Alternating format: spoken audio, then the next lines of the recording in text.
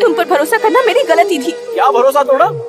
लड़कियां हमेशा प्लान करके ही आती हैं। तुम्हें मुझसे कई ज्यादा तुम्हारी सिक्योरिटी इंपॉर्टेंट है। हर लड़की एक लड़के के बारे में 100 लोगों से पूछकर, उसका बैकग्राउंड जानकर, उसके बाद सोच समझकर उसे आई लव यू कहती है। लेकिन हम लड़के वैसे नहीं होते। हमें जब भी किसी से प्यार होता है तो उसी सेकंड वो कौन है, उसका बैकग्राउंड क्या है, उसका कैरेक्टर क्या है, ये जाने बिना ही हम उसे आई लव यू कह देते हैं। ये होता है सच्चा प्यार। हम लड़कों की यही तो गलती होती है।